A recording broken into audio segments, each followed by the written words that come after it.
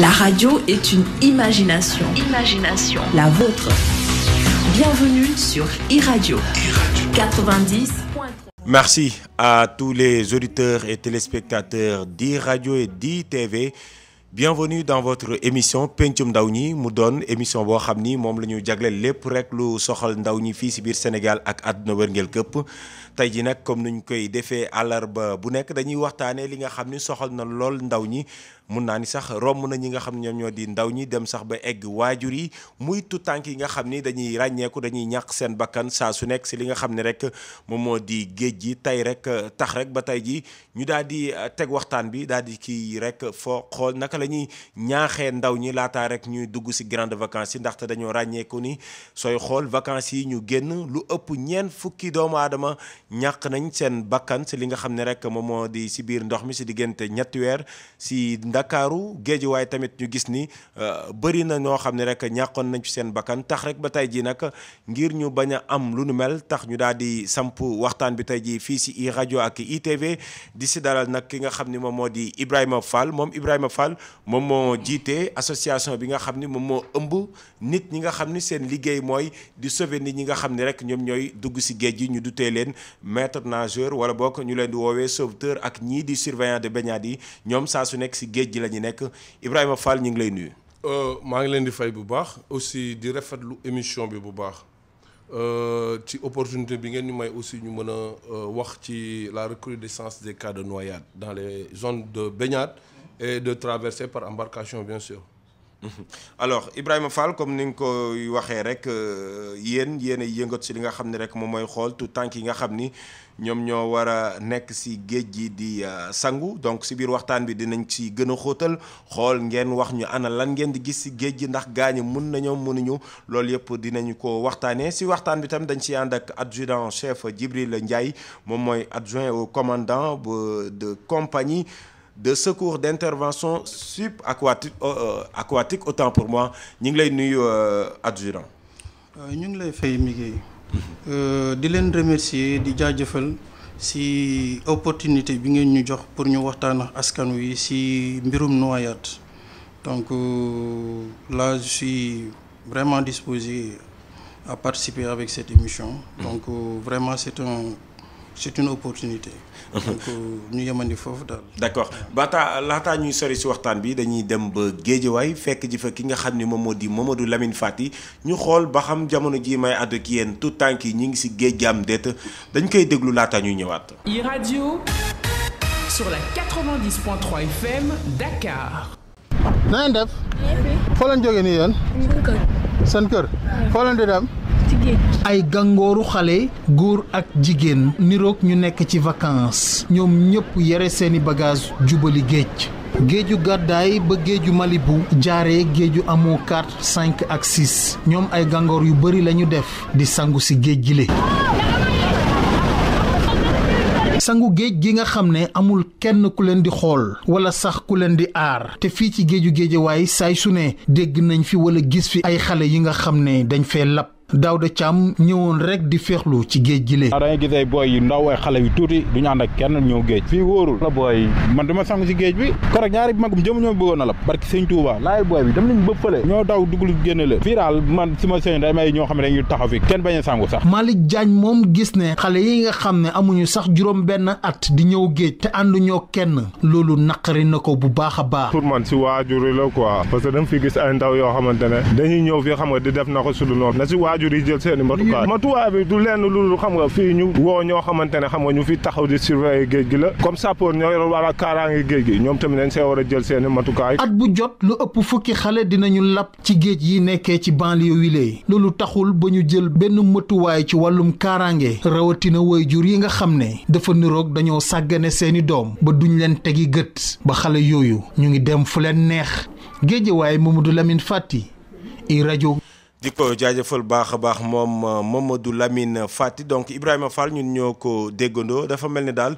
leçon yi nga xam ne rek moom lañ fi waroon jàng tout tànk yi jànguñ si dara. jërëjëf encore une fois ci invitation bi et puis émission bi vraiment ñun dañ ci kontaan trop pour que lépp li nga xam te ne jafe-jafe la bu jëm ci wàllu géej yi ñu mën ko xam ñi nga xam ne ñoom seen responsabilité daf cee nekk yëpp donc ñu mën ko situer maanaam lii nii dafa daw yaram parce que xale xamul dara te comme ni ñuy wax ci olof rek su timis jotee ginaar xelam yëpp ci nguróom lay dem maanaam fii nii su tàngaay jotee ñëpp seen xel yëpp ci plage lay nekk maintenant bu ñu ñëwee ci plage ñun lañ fay fekk ñun ñooy maîtres nageurs sauveteurs yi donc bu ñu fa fekkee donc ñun dinañ leen encadrer sensibiliser leen par rapport ak danger yi mais tey plage bii nga xam ne moom lañ doon def reportage muy plage yu Guédiawaye mais ñoom fekk ñu fa maîtres nageurs lan moo tax parce que la responsabilité elle est partagée entre autorité bi nekk ci dëkk bi nga xam ne affaire bi moom la concerné directement parents yi aussi ñoom loolu da leen concerné directement ak ñi nga xam te ñoom ñooy sangu ci géej gi kon responsabilité dama koy tënk ci ñetti point te ñetti ñooñu kenn ku ci bàyyi li nga war a def rek donc je pense que loolu day am jafe-jafe mais li ci jiitu mooy autorité bi d'abord plage yu Guédiawaye ak ni mu toll muy 5 kilomètres de plage xale yi waa banlieue bi nga xam ne foofu noonu amuñu ay moyens pour dem ci vers les plages autorisées yi nga xam te ne moom moo nekk ci biir Dakar nga xam ne da ngay war a jël taxi donc war fa yendu ak yu demee noonu ngay fay xaalis pour loolu léegi ñoom géej bi ñëw na ba seeni buntu kër léegi ñoom ils préfèrent au lieu que ñu ñëw ay ci plage autorisée yooyu ñuy wax donc mais ñu ne dañuy rester seen booru kër mais léegi kan moo leen war a sécuriser c'est l'état bi moo leen war a sécuriser ñun association des maîtres nageurs sauveteurs et surveillants de baignade depuis daaw bi ñu avant ñuy dégg nag cas de noyade mu ngi commencé ñun si la ñuy jóg def benn plan d'urgence bi li ci nekkoon mooy Guédiawaye plage bu ñuy oowee Malibu plage bu ñuy oowee Hamo 6 Hamo 5 plage bu ñuy oowee Gadaye ba Malika fépp foo xam te ne nit ñi dañ fay dem te amul surveillance fexe nañ ba dem foofu gisee ak seen maire yi waxtaan ak ñoom ne leen plan d'urgence bii soo leen ko toppee donc je pense que cas de noyade dootul am parce que dafa rafetul ñuy bàyyi nit ñi di dem ci plage yoo xam ne elle est interdite à la baignade mais aussi amul surveillance et puis dinaa leeral benn affaire boo xam ne ñoom xamuñu ko ba léegi dafa naa dañ ko réer mbir mooy ñoom dañu naan plage interdite plage yooyu c'est pas interdite xam nga lan la ñu interdire lan la ñu tere mooy sangu bi mooy c'est la baignade qui est interdite baignade nag bu ñu ko interdire bu dangereux ñun ñi am nañu xam-xam bi am nañu xarañ boo xam ne ñun nit ñi bu ñu ñëwee ñun leen encadré. dinañ ko yaatal baax a baax seen liggéey ci li nga xam ne mooy biir émission bi. alors adjudant chef comme ni ma ko waxee léegi rek ki nga xam ni moom mooy Mamadou Lamine Fati liggéey bu mu ñu defal wane na ni malgré li nga xam ni def ngeen ko muy ay résultats yu ngeen génne wax ni ñuy faatu bëri na ba tey jii ndaw ñi ngi dem ci géej gi ban jàngat nga ci njëkk a def. waaw comme ni ko sama naataango bi waxee. mooy ne responsabilité bi c'est partagé parent bi nga xamante ne moom moo nekk ci kër yi waroon na surveiller doomam ak ki nga xamante ne moom moo war a yor mbiru kaaraange ak ndaw bi nga xamante ne moom mooy dem waaye ndaw bi toujours moom xamul donc bu fekkente ne autorité bi ak parent bi bàyyi nañu xel di surveiller njaboot gi bu baax jombul lu bëri ci cas de noyade yi ci noyade yi dina wàññiku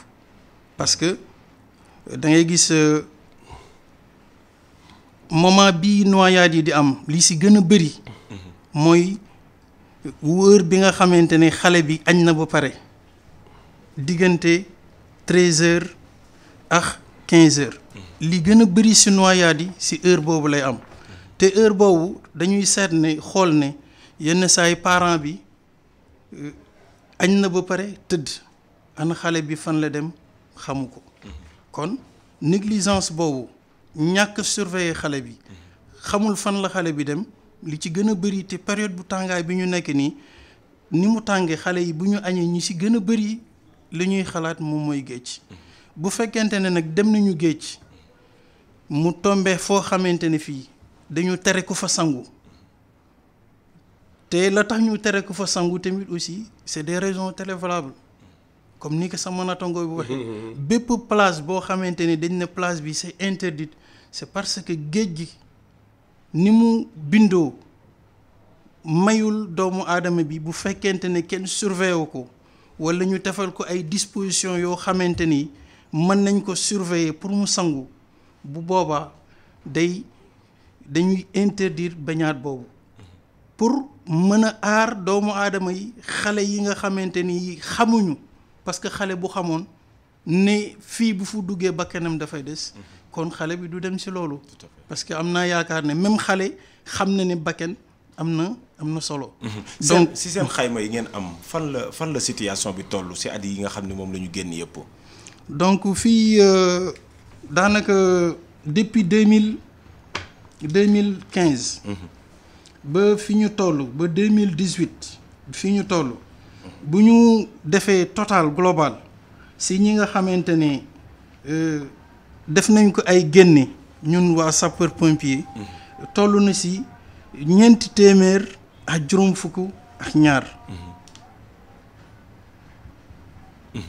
te loolu c'est au niveau uniquement de Dakar bu ñu jëlee région de Thiès toll na si 100 ak juróom fukk ak bu ñu demee ci zone 3 mooy Kaolack ak diggante bi ci biir toll na ci juróom benn fukk ak juróom bu ñu demee ci zone centre ñu ngi am juróom ñaar fukk ak ñett bu ñu demee nag ci fi nga xamante ne fii mooy Ziguinchor toll na ci 300 ak juróom ñaar fukk ak ñett génn yooyu yëpp bu ñu ko xaymaa daanaka boole yooyu yëpp dañuy toll ci 1,000 ak 100 ak juróom fukk ak ñaar ci ay sorties yoo xamante ni moom la sapeur pompier yi def ci loolu ñi ñu assister nekk na ci 300 personnes maanaam 300 yi doomu aadama ña ci ñàkk seeni bakken maanaam sortie yi ñuy def yëpp toll na ci 300 mais ña ci ñàkk seen bakken daanaka toll na ci lépp global ci secteur yi ma joxe yëpp 1,000 ak ñaar fukk ak ñett kon boo diir bi ñaata at la diggante ñaari at diggante 2015 ak 2018 2015 ba 2018 presque 1023 doomu aadama ñàkk nañ seen bakken ci ñi nga xamante ne lab nañ parce que boo seetloo lab toujours bu amee li ci gën a bëri li ci balaa ñoo oo sapeur pompier ñu ñëw boobu fekk na nit ki lab na ba noppi kon bu ñu ñëwee dañuy seet te en général li ci gën a bëri lan la ñuy seet maanaam ku ñàkk bakkanam donc kon bu fekkonte ne sama nattangoo bi li mu doon wax permettre nañu ci zone yooyu ñu fay teg ay surveillant de baignade xamante ne dañuy saytu wala di ottu sangu bi bu action bi amee mbir mi maanaam bu doomu aadama bi labee uniquement sur les lieux bu fa fekkee koo xamante ne mën na ko wàllu doomu aadama boobu mën na am sens pour jot bakkanam waaw 1023 doomu aadama donc daal di ñàkk seen bakkan ci li nga xam ne rek moom mooy waaxi Ndakaaru Njaay yeeg Sénégal daanaka ci dëkk yu bëri si noonu sax léegi dinañ jokkoo ak Seydina Fall moom ab député la doomam néegi ni daaw dafa ñàkkoon bakkanam ci biir ndox mi dinañ jokkoo ak moom léegi ak téléphone ñu daal di dikkaat ci xew-xew boobu nga xam ne rek doonoon na loo xam ni metti woon na lool ci njaboot gi mais dañuy des ba tey ji ci plateau bi ak Ibrahima alors Ibrahima 1023 si daanaka si ay at tey ji ñu am si ay doomu aadama yoo xam ne ñàkk nañ seen bakkan pour yow lan mooy indiwaat lii au-delà de responsabilité état bi comme ni nga ko énuméré am na yeneen responsabilité yoo xam ni am na si lan mooy responsabilité yooyu. waaw xam nga lii doy na waar déjà lii doy na waar lu toll 1000 et quelques morts ci affaire noyade donc lii doy na waar mais nag aussi bilan bi. fi mu ëppee fi mu amee mooy fi nga xam te ne mooy li ñu wax sànq plage non autorisée yi ak non surveillée yi maanaam plage yoo xam ne tey dañ ko bàyyi noonu rek donc surveiller ñu ko te amul autorisation déjà parce que déjà géej gi dafa dangereuse voilà mais comme li ma waxoon sànq rek si lay dellu si parce que la responsabilité elle est partagée parce que dama doon leeral sànq ak pareegu ma woon dafa am lu ñu oowee plage ak baignade. plage mooy boo wàccee ci suuf si parce que dafa am lu ñuy oowee critère yu ñuy autoriser wala ñuy interdire plage yu ñuy interdire ay plage critères yooyu bokk na si su fekkente ne dañ ne cette plage là elle est interdite maanaam sapeur pompier yi nga xam te ñoom ñooy wàllu nit ñi bu fa dara amee ñoom duñ fa mën a am accès bu boobaa plage bi dañ koy tëj wala bu fekkente ne plage bu je prends l'exemple de la plage de Hann nga xam ne dafa polluer plage boobu nit waru fa sangu parce que soo fa sangoo da ngay am ay jafe-jafe feebar yu lay dal alors yooyu plage dañ ko war a tëj mais plage bu mel ni plage yooyu lab yooyu yëpp di amee mais c'est des plages accessibles aux populations et au secours même voilà léegi nag li ci des mooy nit ñi nga xam te ñoom ñoo war a yore mbir moomu muy maire yi xam nga état bi moom daf leen di accompagner rek waaw mais ñoom ñooy chargé wu ci affaire recrutement ak installation des postes de secours pour la surveillance des plages. voilà ñoom xëy na loolu daf leen ëpp doole ñoom wax nañ ko sax d'ailleurs waaw je remercie au passage maire Aïda Sow Diawara parce que moom génn na fan yi ñu passé ne vraiment ñëpp ci war a jàpp effectivement parce que ñoom maire yi amuñu moyen yu ñu recruter ay maîtres nageurs di mettre en place des dispositifs de sécurité mais ñoom ci seen bopp xam nañ ne nit ñi kenn mënu leen teree wàcc ci géej gi. voilà léegi nag su fekkente ne nit ñi kenn mënu leen teree wàcc nag waaw mais léegi li ci des mooy surveiller leen léegi nag ñoom ñoo ci des association des maîtres nageurs sauveteurs et surveillants de baignade ñoom ñëw nañu di leen accompagner daaw bi noyade yi tolloo ci 49 morts 49 laa lay wax. association bi jël nañu ay 3 maîtres nageurs teg leen fa mais après noyade amatul ñoo xam ne c'est des volontaires ñun ñoo leen jël en charge xam nga mais loolu mais ñoom tamit dañu war a taxaw ci loolu. bu waruñu seetaan nit ñi askan bi di ñàkk seen bakkan parce que dañu ne après accident de circulation yi noyade yi moo ci topp. noyade lu mën a rey 56 personnes ci ñetti weer. loolu dafay doy waar. léegi nag il faut que léegi ñun nag dañu dem boole leen daanaka. autorité bi muy ministère de l'intérieur. voilà dañ ne ko daal dafa am benn protocole d'accord boo xam ne. dañu ko signé woon te ñi ko seqoon dafa bëri nañu te protocole bi dafa am solo. ak direction de la protection civile bi nga xam ne moo nekk ci ministère de l'intérieur nga xam ne seen liggéey vraiment am na solo trop aussi. parce que ñu ngi liggéey boo xam ne tey suñ ci paree. je pense que noyade sax dootuñ ko déggati fii mais aussi il faut que liggéey boobu gaaw parce que déjà amagul nañ 5 morts fi mu toll ba fi may wax ak yow nii ci côté bii banlieue bi amagul nañ fi 5 morts te loolu buñ ko seetaanee day demaat ci bilan bi léegi nag responsabilité bi nekkatul léegi ci sauveteurs yi ñoom pare nañu pour ñu déployer leen sur le terrain sapeurs-pompiers yi pare nañu pour ñu yóbbu leen ci terrain bi mais li ci des mooy du yow yaay yóbbu sa bopp ci plage ne da ngay sécuriser déedéet dafa am fu muy jaar autorité bi maanaam moo war a jël ay mesures fermes sécuriser les zones de baignade voilà bu baignade nekkee sa zone yow mii sa bopp yow comment dirais-je yow sa li la yoon jox ak li la yoon may mooy nga jël nga sécurité nga aar sa askan maanaam ñu fay yeewoo donc loolu suñ ko defulee noyade day continuer di am. d'accord tudd nga ko léegi nee nga Guédiawaye daanaka am na benn période 49 personnes ñàkk nañ fi seen bakkan ci ñetti weer. léegi tamit nga ni ñu si at bi sax daanaka dooraguñ mais juróomi nit ñàkk nañ seen bakkan dinañ ci dikk léegi ak ki nga xam ni moom moo di adjudant chef Djibril Ndiaye mais dañoo nekk si téléphone bi ak Abou Guèye moom moo jiitee benn kuréel bu ñu dutee banlieue ëpp nekk foofu sa Guédiawaye alors maa ngi lay nuyu Abou Guèye. maa ngi lay fay bu baax a baax mi ngi Maram Ndiaye. alors ñàkkul ni émission bi yaa ngi ñu doon teewlu waaye léegi ki nga xam ne rek moom moo di adjudant chef di Djibril Ndiaye nekk si sapeur pompier yi moom daf ñoo jox benn lim boo xam ni diggante commandant at bi diir bi lan la. sax 2015 2018. diggante 2015 ak 2018 1023 personnes ñàkk nañ seen bakkan si waaxu Sénégal yi Dakar ak li ko wër. d'abord ban jàngat ngay njëkk a def ci lim boobu. xanaa di wax inna lillahi wa inna ilayhi rajiun di di am naqar bu méttee ci chiffre boobu man bi ñu ko déggee xaw nañu tiit xaw nañu yëngal tuuti ndax loolu tragédie la mi ngi Maram Ndiaye loolu 1023 personnes da ngay xool ñaata famille la touché ñaata famille ñoo nekk ci drame ñaata rêve ñoo brisé ñaata ndaw yu am avenir lañu le Sénégal ak Afrique ñàkk ak ñaata ndaw ci seen localité ci seen gox ñoo perte ay acquis donc vraiment loolu dégg ko rek war na tax képp kuy citoyen képp kuy yeewoo ci dëkk bi nga jóg xar sa tànk tubéy ngir loolu ñu bañ ko vraiment mbir mu am solo mu doy waar. waaw lu tax sa intervention ci biir émission bi parce que nekkee ni daaw yéen it amoon nga ay activité de sensibilisation yi ngeen doon mën a sur le terrain parce que amoon na lim boo xam ne tàmbali woon na jéggi dayoo lu ko dalee Malibu jàpp amoo 5 dem ba Gàddaay ak Malika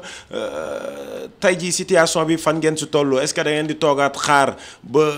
nu ñu ko waxee rek ba mbir mi jéggiwaat dayoo. déedéet mi ngi c'est vrai que daaw li xewoon ci. Période bi vraiment lu doyoon waar la ñun bi ñu defee li nga xamante ne moom lañ doon woowee urgence banlieue di groupe bu regroupé lu ëpp ci ñaar fukki association ak juróom dañoo def ay études sur le terrain wàcc waxtaan ak population yi waxtaan ak sapeur pompier wu Guédiawaye waxtaan ak police waxtaan ak préfecture waxtaan ak bépp acteur boo xamante ni yaa ngi ci banlieue bi ci mbirum noyade yi soxal na la ñu àndoon ci ak benn cabinet d'étude waxtaan yooyu bi ñu ko defee ba noppi mi ngi dañoo daal di woote daje bu rëy boo xam ne préfet wu Guédiawaye ci boppam moo yebal adjoint mu ñëw jiite daje boobu ñu daal di joxe li nga xam ne mooy résultat études yi disponible na li ci nekk ci biir résultat yooyu mooy naka la ñuy def naka la population yi askan yi ñi nga xam ne ñoom ñoo yore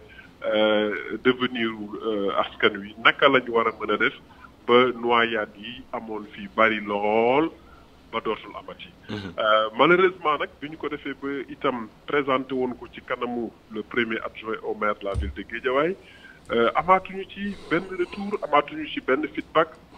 solution yaa ngi fii disponible na ñun li ñu mën nga xamante ne mooy nekk ci suñu disposition nekkul génnee budget réaliser ay infrastructure wala sécuriser li ñu mën mooy sensibiliser mooy waxtaan ak population waxtaan ak askan wi te tàmbali nañ ko li si des nag volonté politique de l'État la war a laaj dañu war a jug ndax mbir mi metti na. d'accord laataa ñu lay bàyyi foofu sa Géejawaay la ñuy desandi gis nañ ni doon na bërëb yoo xam ni naam dañ fay tere sangu nit ñi mais xale yi fa dëkk it amuñu feneen fu ñu dem pour yow lan mooy solution bi nga xam ni peut-être suñ ko tegee tey jii mun nga ko wax en direct ici à la rajo peut-être suñ ko tegee waxuma ni kenn dootul lap mais au moins dinañ diminuer lim bi nga xam ni moom moo fa am. xam nga ñun ci suñu analyse yi ñu defoon suñu résultat études yi ñu defoon urgence banlieue te banlieue bokk ci dañu ne woon population yi dëkk Géejawaay nga xam ne am nañu 7 kilomètres de plage am nañu droit épanouir ci plage bi xale yi am nañ droit foo ci géej gi am nañ droit ñoom itam jàkkaarloo ak mbeex mi ndax loolu itam richesse la état moo am responsabilité fexe ba plage yooyu nekk ay plage yoo xam ne dinañ fa mën a sangu ci sécurité naka la ko état di defee état am na ay moyens yoo xamante ne mën na identifier ay espace ci plage yi daal di leen baliser daal di leen sécuriser def fa li war lépp li war muy lumière muy police muy maître nageur muy ay balises yoo xam ne duñ ko mën a dépasser fexe itam ba ñi nga xam ne dañoo ñëw ci plage ngir féexlu mën a toog féexlu ñi nga xam ne dañoo am envie dugg ci ndox mi xam ne kat li war état def na ko ci ñetti weer yi ba lap mën a bañ a am ndax li tax fréquentation plage bi itam gën a yokk ci suñu jàngat mooy gis nga VDN prolongé bi donc dafa di loo xam ne infrastructure bu bees la malgré que sécurité bi ci war yëpp amagu ci waaye loolu dafay gën a xëcc nit ñi ci plage bi nit ñi itam ku am plage sa wet war a mën a dem ca plage ba daal di ci féexlu. Donc responsabilité état daal daf ci engagé wu te moo ci di ko jaajëfal baax a baax moom Abou Gueye jiite kuréel gi ñu dutee banlieue ëpp ñoom pour fàttali rek moom waroon na teewee si biile ndaje waaye xat-xat moom moo tax mujjut antu. Alors adjudant chef dañuy dikkaat si yow Djibril Ndiaye. ginnaaw ba nga xam ne waxtaan wi door nañ ko ak ki nga xam ne Ibrahima Fall li mu doon wax yow tey ji ban jàngat nga si amaat pàcc boobu mu yemoon. waaw sama mbokk mi génn léegi ci ligne bi. li mu wax am na solo. maanaam Géejawaay am nañ 7 kilomètres de plage. fi mu nekk nii dëkk bi dox na nit ñi bëri nañu bu tàng amuñu fenn fu ñu mën a dem seen xel fu mu nekk ci lu dul géej. comme li mu wax bu fekkonte ne organiser nañ effectivement xam nga Géejawaay plage interdite la bañaat bi aussi dañ ko interdire. lan moo tax ñu interdire plage dafa am ay critères yi tax ñuy interdire plage daf ci bokk géej bu xóotee dina waral ñu interdire plage bi bu fekkente ni ci biir géej bi dafa am ay xeer parce que doomu aadama bi nekk ci tefes bi mën na bañ a xam ne fii ay xeer mu ngi fi day waral lii tax ñu interdire bañaat bi ci zone boobu bu fekkente ni tamit aussi que Géejawaay gox boobu dafa bëri ay xur maanaam mën nga dox ba mu yàq rek nga dugg ci benn xur donc structure boobu ni géej gi bindoo moo tax daanaka littoral boobu yëpp bañaat interdit mais bu fekkonte ne population bi ñiy dem géej nangu nañ avec la collaboration du maire mu ay maîtres nageurs aménager benn dispositif jël ay maîtres des surveillants de baignade teg leen foofu ñu surveiller baignade bi bu boobaa noyade yi mën na wàññeeku parce que comme li mu wax fi mu nekk nii askan wi boo leen surveiller ñu dem boo leen surveiller wul ñu dem donte le ñëpp xam nañ ne c'est des zones plages la baignade elle est interdite baignade yi plage yi ñu interdire bëri na te daanaka presque plage yooyu moom moo gën a bëri si li ñuy nemmaku si nit di fa lab ñu bàyyi xel tamit aussi que yenn saay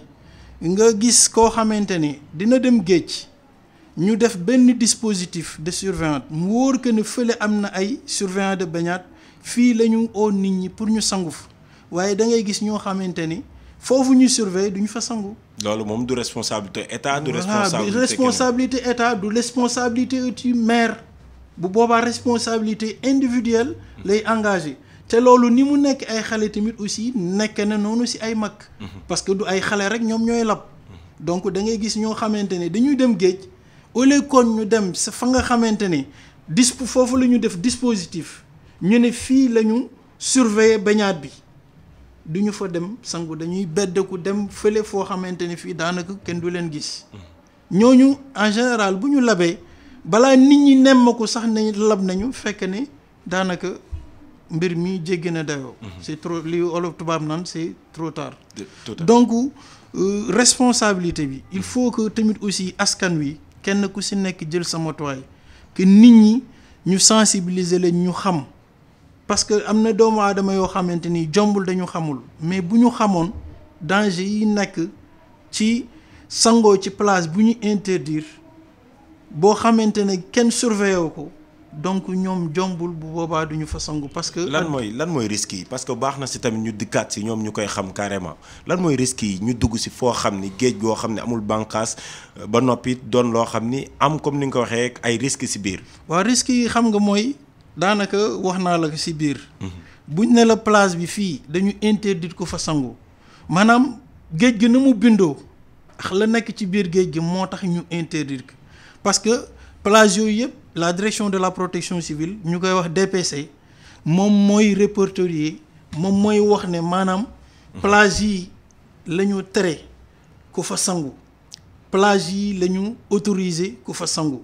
en fonction de critères yooyu ma la lenn ci critères yooyu ma la jox donc risque bi li mu mën a jural doomu aadama bi bu fekkente ne moom dem na ci sangu ci géej gu xóot te xamu ko te jombul matuwaay ya mu waroon a jëlu ko walla mënul fay bu boobaa kooku moo gën a am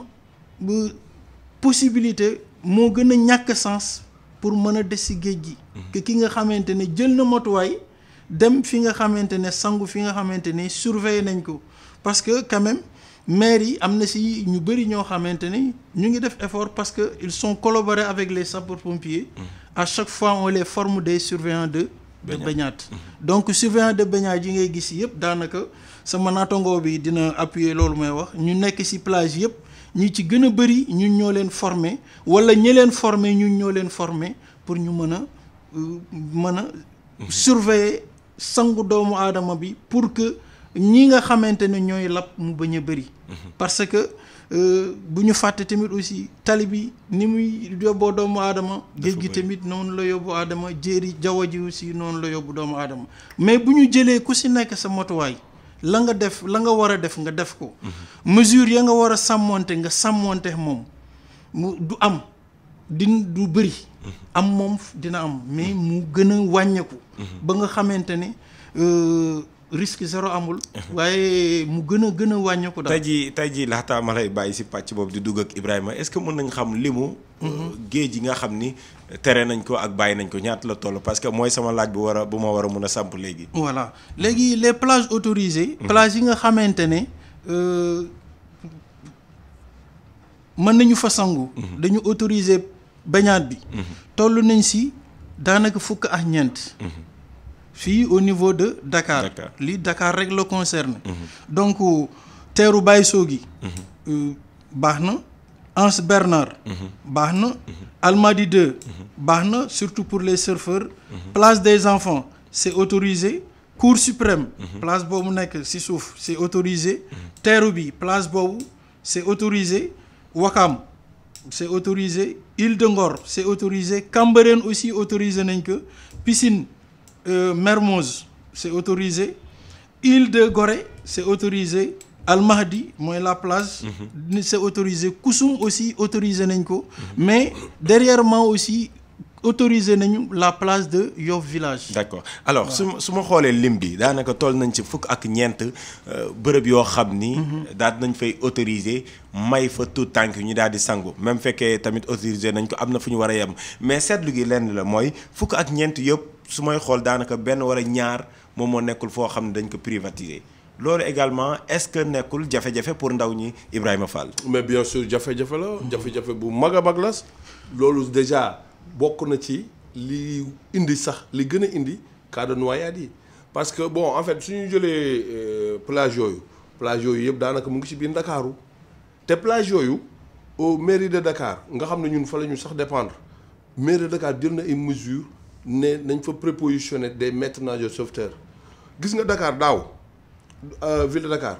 li mu enregistré ci lab bëriwul man parce que plage bu nekk 26 plages yi nga xam ne moo nekk ci Dakar yëpp maire de Dakar teg nañ fa ay nit léegi maire de Dakar li mu def noonu su ko yeneen maire yi defoon je pense que noyade dootul amati parce que si biir plage yooyu ci biir plage yi mu lim léegi am na si benn plage boo xam ne sax je pense que xam naa daf ko tuddul muy plage Besseyaawo bu Yoff plage boobu mais bokkoon na ci plage yi nga xam ne dañ ne woon elle est interdite à la baignade mais ñun ñii fa lañ nekk plage boobu amatul benn cas de noyade xam nga lu tax parce que comme li mu doon expliquer sànq gis nga plage danger yi mu ngi fa ba léegi le danger est toujours là-bas léegi dañ leen di encadrer di leen utal di baliser ay zones di délimiter les zones de baignade mais du am kenn ku si am problème parce que ñun ay spécialistes lañ donc loolu su ko yeneen maires yi defoon je pense que donc du am benn jafe-jafe privatisation boobu noonu ngay wax noonu moom yokk na ci li tax vraiment plage yi accessible tout sax biir Dakar parce que yu su bëri déjà état yi fi jógee am na nu ñu ko def ba nit ñi mënatuñ see sax dugg boo demoon plage Mermoz léegi piscine Mermoz ak yooyu pour nga wàcc fa sax problème parce que foofu yëpp dafa am ay kër léegi nag nit ñi li ñu mën a def mooy comme la Grande Côte bi nga xam te moom moo commencé Yoff ba Saint-Louis boobu la ñuy dem léegi nag li ci des mooy mesures sécuritaires yi nga xam ne dañ ko war a jël ñu jël ko mais aussi nit ñi dañoo dëgër bopp. mais qu'est-ce que vous avez constaté sur le terrain parce que yéen a fay nekk bés bu yàlla sàq lan ngeen gis ndaw ñi mën nañ dañoo dëgër bopp lan moo xew loolu la askan wi bëgg a xam. li ci gën a doy waar mooy dëgër bopp bi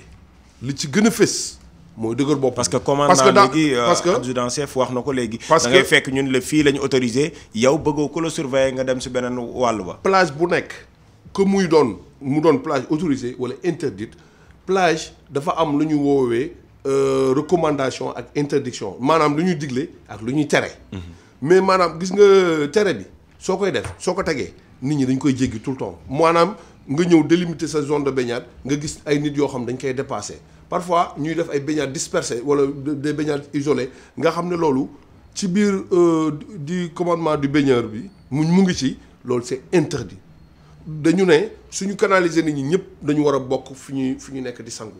mais da ngay gis tout le temps nit ñi dañuy dépasser sax même balises yi nga xam ne dañ koy teg sax da ngay gis ñu koy dépasser. su ko defee nag loolu ci nit ki lay doon loolu léegi nekkatul ci autorité bi nekkatul ci parent bi mais yow mi ñëw ci géej bi. nga xam ne da nga fa fekk ay nit ñu ne la lii soo ko defee. di nga exposé wu ci danger nga def ko mais léegi loolu ci yow la. loolu nag moo ëpp moo ñu gën a sonal quoi ci plage yi et en même temps dafa am les baignades sont organisées c'est de 9h à 19h. loolu arrêté ministériel la ministre bi moo jël ay mesures ne maintenant toutes les plages dañu dafa am heure sangu bi 9h lay commencer jeex 19h maintenant au-delà de 19h dañu seetlu ne suñu leen génnee dafa am ñuy dugaat ñun saa yi ñuy wàcc am ñeneen ñuy ñëw mais loolu ku ci mën dara. léegi nag baignade nocturne yi. baignade nocturne yi. mais baignade nocturne yi xanaa di joxoñ baaraam rek ñi nga xam te ne moom mooy encore autorité rek parce que ñun daaw. yuuxu nañ ko fu nekk. parce que brigade des mœurs boobaa it ñoom am nañ ci part de responsabilité. parce que guddi gi. bii sax tout le monde xam nañ li nga xam ne moom moo si mën a xew. voilà gis nga sécurisation des plages. dafa am ñu ko bokk. ñun l'association des maîtres nageurs sauveteurs et surveillants de baignade du Sénégal. la brigade nationale des sapeurs-pompiers. la direction de la protection civile. la gendarmerie. la police ak ren bi nga xam ne ASP yi ñëw nañu. bokk si groupe boobu. ASP yooyu dinañ ci dikkaat. parce que mën na doon mais dañoo am kenn si ligne dañ ciy dikkaat bàyyiwaat la après nga daal di développé. ñi ngi ak Malick Sy moom mooy secrétaire administratif bu ONCAV ku wax ONCAV wax nawetaan di yëngatu tamit si lépp lu jëm si wàllu ndaw ñi alors Malick ñu ngi lay nuyu di la wax dalal jàmm si biir émission pencum ndaw ñi. maa ngi leen di nuyu bu baax a baax di nuyu képp ku déglu iRadio di nuyu émission pencum ndaw mi nekk vraiment benn émission bu mucc ayib boo xam ne day jël en charge question ndaw ñëpp seen i jafe-jafe mais aussi proposer ay solutions. 1023 personnes mooy ñoo xam ni ñàkk nañ seen bakkan si diggante 2015 ak 2018 moom mooy li nga xam ne moom la ñu sapeur pompier baaxee si biir émission bi d'abord yow laataa ñuy dugg si seen taxawaay yéen lim boobu soo ko déggee en tant que waajur d'abord lan la lay def. damay tiit damay jaaxle damay am métit. damay mettit parce que junniy doomu aadama dee ci géej gi loolu metti na lool tiis la naqar la war na interpeller bépp conscience dafa nekk lu ëpp lu jéggi dayoo te warul mën a nekk. warul mën a nekk ndax kenn ku nekk am na taxawaay boo war a taxaw boo xamante ni loolu dina war a mën a dañ muy autorité bi muy ñun ñi di yëngu ci ndaw ñi muy itam waajur yi kenn ku nekk sa taxawaay war nga ko xoolaat gën ko jubbantiwaat ba loolu bañ a am parce que lii lu ëpp la nattu la. fiis la baaxul ci suñu njaboot. mais yéen wax nga ko sànq yéen ñi nga xam ne yéen a koy yëngat si wàllu ndaw ñi est-ce que jàppoon ni tamit mouvement nawetaan par exemple warul woon mun a doon saafara ba lim boobu wàññeeku lan moo war a doon seen taxawaay. njort naa ne nag mouvement nawetaan mooy saafara ba nga di gën a rëy booy seet. tey bu fekkonte ne mouvement nawetaan organisé wul ay activités sportives ay activités culturelles ay activités yeneen kon ñëpp dañuy dem ca plage ba boobu la musiba yi di gën a yokk xanaa kon waaye. mouvement nawetaan mën na indi beneen apport mooy apport de sensibilisation parce que ñi nga xamante ni ñooy association maîtres nageurs yeeg yooyu ñoom dañuy surveiller dañuy encadrer dañuy sécuriser ñoom ak sapeurs yi ak police ak yu nekk mais dafa am benn pàcc boo xamante ni moom moo gën a rëy mooy la sensibilisation parce que nit ñi kenn mënu leen tere dem géej parce que dañuy tere sangu bi par exemple boo ñëwee géejawaay dañ naan la baignade interdite mais accès à la place kenn terewu ko moo tax nit ñi dañuy dem géej ni mu leen neexee nga gis leen ci tefes gi ñuy foo ñi di football ñi def leneen ci loolu la sang bi di rax léegi naka la ñuy def nag ba proposer leen yeneen alternative ci plage boobu yeneen alternative yu leen di tere ñu dem sangu ci géej gi parce que sangu bi la ñuy tere mais dem géej kenn terewu ko te comme kenn terewul dem géej bi nag il va falloir nit ñi organiser wu pour que ñu mën a sensibiliser nit ñi xale yi ñu sensibiliser leen sensibiliser parents yi mais proposer leen yeneen alternative yeneen activité yeneen jeu yeneen leneen ak leneen ci plage yi ba ñu toog mën a bëgg loolu def loolu bañ a dem sangu si géej loolu nag mooy liggéey bi. alors sànq tamit si biir waxtaan bi ba tey ñu ngi koy tudd mooy taxawaay bi nga xam ne également collectivité locale yi war nañ see amee muy maire yi parce que soo xoolee bërëb yu mel ni Géejawaay yow Géejawaay nga baaxoo période vacances bi non seulement géej gi muy Malibu doon na loo xam dañ fa tere sangu mais dañ fay amal ay concert te ku ni concert wax ni xale yëpp dañuy dajaloo donc nawetaan sax mënatul canaliser nit ñi parce que boobaa day am ñoo xam ne football bi lañ bëgg am ñoo xam ne lu artiste bi di def la ñuy bëgg mais suñ fa demee loolu rek du leen fa yóbbu tey ji yan mesure la ñu war a jël ba au moins yéen waa Géejawaay Malibu parce que sooy xool ci lim bi lu ëpp lu faatu si ay doomu aadama foofu la ban taxawaay lañ ci war a jël pour solutionner ko. loolu dëgg la xam na du ma wax waa Géejawaay sax waaye damay wax ni ay bakkan yu rot moom metti na tiis la ñu ngi masawu seen ay mbokk di leen jaale waaye sooy seetlu ñi dëkk Géejawaay ñu si bëri xam nañu géej gi li may wax nii ñi dëkk Géejawaay ñu bëri xam nañ ko néew na ko dëkk Géejawaay ku sangu si géej gi boo koy seet ñu si bëri feneen la ñuy jóge ñëw di sangu si géej gi waaye loolu du alibi alibi bi mooy autorité collectivité territoriale yi nañu fexe d'abord panneau de signalisation yi ñu reprendre ko reprendre panneau de signalisation yi ba mu leer ñëpp xam ni lii dañu koy tere ñu defaraat ko ba mu leer waaye je pense que ak surveillant de baignade yi ak maître nageur yi il y a des possibilités ñu délimiter ay espace de baignade def ko ay balises di ko surveiller pour ñi nga xamante ne ñoo ñëw rek pour sangu normal sans dara mais pour ñi nga xamante nag dañuy bàyyi ba gars yi wàcc policiers yi dem sapeurs yi dem surveillants yi dem nga dugg di sangu ay guddeeg yooyu loolu leneen la mais ñi nga xam dañu bëgg a sangu naturellement ndànk sans problème ñooñu mën nañ ko encadrer loolu je pense que surveillant de baignade yi xam nañ ni ñu koy defee mën nañ ko encadrer ba du am benn ngaañ loolu moom defe naa ne amul problème parce que am na surveillant de baignade benn rôle bu ñu joué bu important man gis naa ko au niveau de Malibu ak yeneen plage dañuy wax xale yi yem leen fii bu leen passé fii moment bi barax bi ni mu mel baaxul génnaat leen xaar leen ni dem leen côté ba loolu encadrement la. et les parents dans tout ça. lan loolu dinaa si ñëw mais loolu nag il faut aussi collectivité territoriale yi dimbali surveillant de baignade yi aussi ak maître nageur yi. parce que nag buñ ko waxee ak suñ ko waxul yëpp maître nageur yi ak surveillant de baignade yi mënuñu nekk bénévolement ci plage bi guddi ak bëccëg. pour rek di encadrer population yi ci jërëjëf il faut que effort yi jógee fan aussi ci collectivité territoriale bi mu am ñu mu ci jël ñenn ci ñoom recruter leen nekk personnel boo xam day nekk seen disposition mais pour ñu affecté leen ci plage bi pour loolu la. pour encadrer population parce que ñoom lépp lu leen ñor mooy population bi nekk ci jàmm. kon loolu war nañ ko def maintenant les familles. yi ngi Maram Ndiaye les familles. dañoo démissionner sur l'encadrement de leurs enfants. foo dem secteur boo laal ci xale yi rek parent bi moo absenté. soo jëlee état civil parent bi moo déclaré wul doomam. soo jëlee les enfants en rupture familiale et sociale parent bi moo am lu mu bàyyi ba xale bi def ci loolu. soo jëlee les violences faites aux enfants parent bi moo tere xale bi yenn yi moo ko jàngalul yenn yi ba xale bi nekk ci leneen ba mën a gis leneen. même plage dem plage xale yi duñ tàggu sax seen ay xale yu ndaw nga gis ñuy dem plage. xale yu tuuti yoo xam ne ñii heure bii seen kër leen war a fekk. day leen di fekk plage donc parents yi aussi il faut ñu dimbali seen bopp dimbali askan bi dimbali seen njaboot. tey ku ci sa doom la géej yuuxu nga koy motalee. mais anaan xale bi surveiller ko xam ci li mu nekk xam ban heure lay dem waxuñu nga tere ko mu dem géej sax bu leen neexee mais nga encadré dem géej boobu ba nga xamante ni dina des si boppam loo xam ne bu demee du dugg si géej gi. maa buy ànd mu ànd ay magam yoo xam ne duñu sangu géej. mais sangu géej bi dañ ko def foofu. et puis xale yi dañ ci def yeneen ñu si bokkul. di nakkante fii di forcer ko nu sang loolu moo gën a dangereux encore mos naa dégg fekkee benn séminaire ak ay surveillant de plage ñu li gën a dangereux sax loolu bokk na si. mooy ku ne buggul ñemewul nga bugg ko forcer pour mu sangu par la force day am traumatisme si ndox mi. loolu mooy indi des fois nga am ay crampe si ndox mi mu indi la yeneen problème. donc vraiment parents yi dañuy sensibiliser xale yi gën si góorgóorlu ba vraiment ren jii góorgóorlu. waxaguñ dara rek commencement ren man année bi sax vacances jotagul sax ma dégg benn élève bu waroon def bac lënd bii di ñëw rek dina ma fàttali suñu plage géej waaye mu am si naqar trop kon nañu gën a góorgóorlu d'accord di la jaajëfal baax a baax Malick Sy nekk secrétaire administratif bu ONCAV di kuréel gi nga xam ne moom moo ëmb lépp lu jëm si wàllu navétane fii si biir Sénégal donc alors adjudant chef dégg nga li nga xam Malick Sy wax na ko daf ñuy may ñu dugg si pàcc bu mujj daanaka si émission émission bi ndaxte fukki simili ak ñaar moom moo ñu dese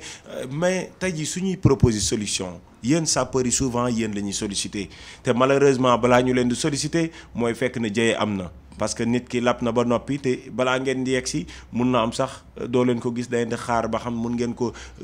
retrouver kooram wala déet tey ji yenn solution jàpp ngeen ni muy askan wi muy état bi muy parents yi suñ ko defee waxuma la ni noyade du am mais au moins benn ak ñaar la ñuy dégg. waaw mi ngi jërëjëf wax nga sànq léegi sa biir propos.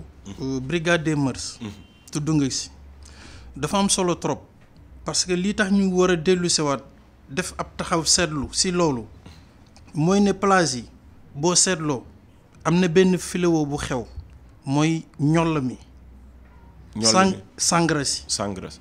gis nga ni mu bëree si circulation bi dëkk bi. noonu la bëree si plage bi te sànq sama natango bi doon na wax les 10 commandements maanaam fukki poñ yi nga xamante ne. moom la surveillant de baignade bi wala maître nageur bi consigne la yoo xamante ni ci la ab surveillance am tegu loolu daf si bokk boo xamante ne dañu seetlu ne sangara si dafa bëri si plage bi te gis nga képp koo xamante ni dafa ivre mu naan mais kooku bu demee si plage bi déjà il a perdu ses facultés. tout à fait. kooku moo gën a gaaw pour mu lab. yenn saa yi am na si cas yu bëri yoo xamante ni da ngay génne repêcher benn noyé boo ko tiimee nga xam ne kii dafa jëloon am ñool la donc merci yi war nañ ci bàyyi xel. donc loolu fléau la actuellement ni mu amee ci école yi noonu la amee ci plage bi. donc loolu bu fekkonte ni mën nañ ci def ab liggéey ba mu mën a wàññiku ci plage yi. donc dina bokk ci li nga xamante ni moom mooy tax noyade yi wàññiku. léegi beneen bi actuellement maires yi ñoom ñëpp am nañu quand même conscience. ils travaillent en collaboration avec les sapeurs-pompiers. Actuellement chaque été il y a toujours un dispositif de prépositionnement sur les plages donc maires yi autorités yi quand même ñu ngi def ay jéego bu am solo. fi mu nekk nii plage yi nga xamante ni yëpp sensibiliser nañ ko ñoom contacter nañ sapeurs yi. ñu accompagner maîtres nageurs yi pendant tout l'été dañuy prépositionner foofu pour surveiller baignade bi. d'accord voilà. d'accord léegi moo adjudant maa ngi ko doon wax sànq rek dañ koy jël moom mooy dernière personne buy intervenir laata ñuy ñëwaat ak Ibrahima Fall muy Bougazelli. muy Seydina Fall doon koo xam ni député la mais doomam dafa ñàkkoon bakkanam ci li nga xam ne rek moom mooy géej gi alors honorable ñu ngi lay nuyu bu baax a baax. maa ngi leen di siyaar di leen fay waa iRadio di rafetlu seen invitation bi. di am mbégte di participer ci seen émission bi. di la masawaat ginnaaw ba nga xamee ne rek sa doom dafa ñàkkoon bakkanam nege ni daaw ci li nga xam ne rek moom moo di géej gi mais tey ji yow naqar bi nga xam ne amoon nga ko tey ji soo doon ñaax parce que pàcc boobu moom moo si ëpp solo soo doon ñaax wayjur yi lan nga leen di wax lan nga dundoon ak lan nga leen di ñaaxee tey ji. waaw li may njëkk a def mooy sant yàlla julli ci Yonent bi sallallahu alayhi wa sallam di sant sama sëriñ bi Sëriñ Saliou Mbacké di rafetlu participation bi ma am ci seen émission yi bi ma ko yëgee ci bëccëg ak léegi dama see sawar ne faw ma dugg bokk ci waxtaan yi suma mbokk moomu toog dégg naa wax ju rafet ji mu wax mu nekk loo xamee ni daal lu am solo la parce que tamit bu noonu mu waxtaanee. su ko kilifa yëpp dégloo. jël seen matu. yàlla mooy rey de waaye amaana suñu doom yi ñu si bari dinañ am lu leen si mën a mucc. parce que man dundoon naa ko parce que boo xoolee moom bi mu demee ci géej gi. keroog bi muy yaayam di dem Italie maag moom ñoo ànd ak yaayam ba aéroport mu gunge yaayam dem kër maamam. daawul dem fenn nag musta dem géej di li mu juddoo ba toll ni mu toll musta dem géej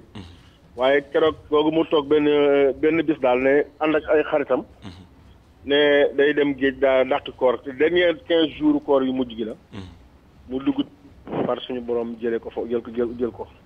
mu nekk loo xamee ni lu doy waar la lu metti la loo xamee ni lu tiis la loo xamee ni daal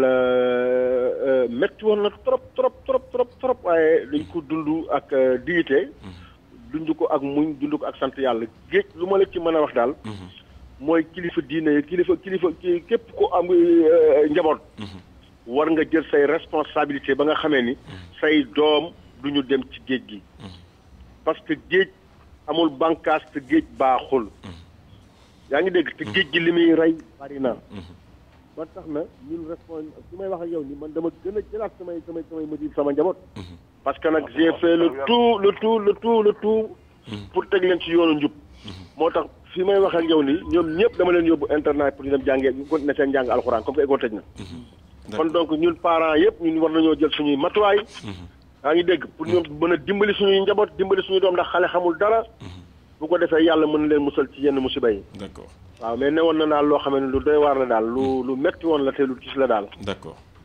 donc di ko massaw bu baax a baax moom Seydina Fall di rafetlu tamit dogal bi nga xam ne jël na ko ngir rek mën a dund ak lu ni mel ak ñii di askan wi ngir gën a ñaax ñi nga xam ne ñoom ñoo di waajur yi ñu gën see mën a bàyyi xel alors Ibrahima dañuy ñëwoon rek si pàcc bu mujj bi muy pàcc sensibilisation bi tey jii yéen ñi nga xam ne yéen a fay nekk ak tout tànk yi yéen ay surveiller yan solution wala boog lan ngeen di wax ñi nga xam ñoom ñoo fay ñëw ak seen waajur yeeg ñëpp. waaw balaa may ñëw ci loolu nga may ma tuuti rek ma vraiment wax député di masawu député bi. Bougazelli yi donc si doomam boobu mu ñàkk noonu vraiment loolu dama am chair de poule sax bi muy wax. oui parce que gis nga déjà parents yi dañuy def li ñuy def yëpp mais seen doom yi mënuñ leen tere ñu dem géej parce que doom mën na la ne maa ngi dem ci terrain de football bi wala maa ngi dem école après jàll ci plage bi mais dama koy yóbbante rek moom en tant que député. bu nekk assemblée nationale nañu yóbbu loolu ñu voté ko à l'assemblée nationale ñu responsabiliser les maires yi nga xam ne ñoo nekk ci commune d'arrondissement yi parce que dafa naa acte 3 bi kon amul benn njëriñ acte 3 de la décentralisation bi amutul benn njëriñ parce que maire yooyu nga xam ne ñoo nekk ci xam nga góom fii Sénégal la moo ñu tardeel mooy góom bu ñu koy faj dañ koy raay rek mais man damay wax ci digg ba parce que damay jaar ci digg ba parce que dama dem ci jàkkaarloog ñoom di wax ak ñoom pour ñu jël ay mesures concernant la sécurisation des plages parce que ñoom la yoon jox doole boobu ñoom ñoo am pouvoir boobu ñoom ñoo am prérogative yooyu donc vraiment ñuy seetaan nit ñi di continuer di lab c'est pas normal alors léegi xale yi bu ñu ñëwee ñun suñu liggéey li ci jiitu mooy dañuy def prévention voilà dañuy def prévention parce que mooy li ma wax sànq ci début bi dafa am loo xam dañ koy oowee recommandation ak interdiction loolu dafa bëri loolu suñ ko doon wax sax def naa ne point bu nekk déjà débat la point bu nekk débat la mais ñun defar nañu ay tableau yoo xam ne suñu ñëwee ci plage yi ñoom dinañ ko gis te dina am maîtres nageurs yoo xam ne dinañ leen jàngal loolu ñoom ñu koy dégg te chaque jour ñu ngi koy dégg leneen li ci des mooy en fait nañu def comme ville de Dakar ni mu def prépositionner des maîtres nageurs sauveteurs teg leen au niveau des plages ak sapeur pompier yi ñëw tamit sapeur pompier yi moom maa ngi leen di lancer waat message parce que gisaguñ leen ba léegi ci plage yi xam naa ne peut-être fii di fin du mois ñoom tamit seen collaboration ak ñun seen liggéey ak ñun dafa rafet parce que boobu ça fait des années ñu ngi liggéeyandoo ak ñun fu maître nageur nekk ci Dakar sapeur pompier mu ngi ci aile bi donc loolu ñu ngi koy rafetlu bu baax di sant bu baax le général au passage sama xarit Mor Seck le général Mor Seck waaw di ko vraiment féliciter di ko encourager aussi ci nomination bi parce que boobu ba léegi santeeguñu ma ak moom voilà mais sapeurs yi ñoom liggéey bu am solo parce que c'est des spécialistes en intervention subaquatique ñoom bu fekkente ne tey maître nageur bi dem na jëli nit ki bu ñëwee teg ko sax ñoom ñooy àggali liggéey bi wala sax su nit ki suñ ko jàppalee maanaam bu rëccee ñoom ñooy dugg ñu procéder à des recherches donc ñoom tamit seen liggéey am na solo bu baax a baax donc su ma colonel bi déggee na leen gaaw envoyé sur le terrain comme ça ñu mën a renforcer les plages. d'accord alors adjudant chef Djibril Ndiaye yéen mi ngi koy daanaka dugg na sax ci pàcc boobu noonu mooy liggéey bi nga xam ni yéen a ngi koy def tamit pour sensibiliser askan wi tey jii yan matuwaay ngeen jël ngir gën a ñaax nit ñi ba 1023 personnes yi daanaka su ci juróom yi nga xam ne tudd nañ ko fii yokku ba dara bañ cee teguwaat. voilà jërëjëf mi ngi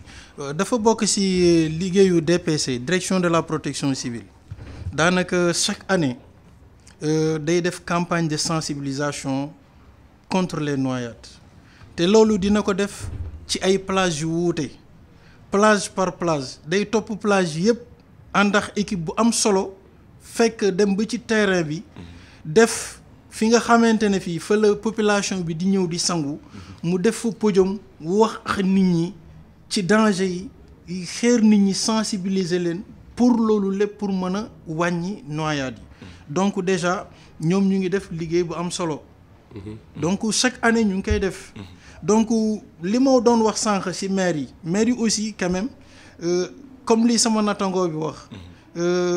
par présence sapeur pompier sur les lieux am na solo trop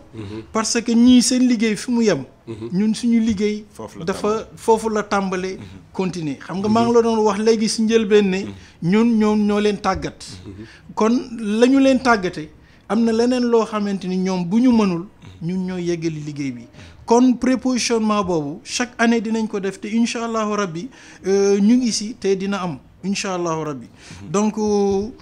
tous les sites qui ont été recensés les services vont être propositionnés dans ces services. loolu lépp pour lutter contre noyade yi pour que mu gën a wàññi ko parce que lim bi bëri na trop. léegi beneen bi tamit aussi mooy la responsabilité du parent à la responsabilité du baigneur. gis nga statistiques yi ma la wax sànq. li ci gën a bëri ci nombre boobu ça varie entre 7 ans à 15 ans. donc ay ndaw ay tout tànk ñoo ci gën a bëri. donc sur les 1023 yi ñu recensé de 2015 à 2018 presque ñi ci gën a bëri c'est entre 7 ans à 15 ans. donc loolu lu doy waar la. may ñaax waajur yi ñu gën a jëlaat seen responsabilité gën a yaraat njaboot gi gën leen jegewaat gën leen surveiller donc loolu bu ñu ko defee plus la sensibilisation plus l'action des autorités je crois que ça va contribuer sur l'action qui va diminuer les noyades. di ko jaajëfal bu baax a baax mu nekkoon adjudant chef Djibril Ndiaye nekk adjoint au commandant de compagnie de secours d'intervention subaquatique ñu ngi si doon dalal également Ibrahima Fall moom moo jiite association bu ëmb ñëpp ñi nga xam ne rek ñoom ñooy surveiller di sauver ñi nga xam ne rek ñoom ñooy nekk si géej gi xool ñi nga xam ne rek ñoom ñoo fay sangu xool naka lañ leen di sauver wala bokk naka la ñuy def ba duñu romb foo xam ne rek daf leen di indil ay gàllankoor mu nekkoon seen émission pencum ndaw ñi ngeen su doon ànd ak Migui Maham Ndiaye ma si doon feggoog Bara Sow si caméra bi ak ki nga xam ne moom moo di Ousseynou Ndiaye si technique bi di jaajëfal baax a baax Iyane Demba Tine mu jàpp si liggéey ba mu yemb di leen jox dig daje àllarba bi di ñëw si beneen numéro ak beneen thème jaa ngeen jëf. La radio est une imagination. La vôtre. Bienvenue sur iRadio 90.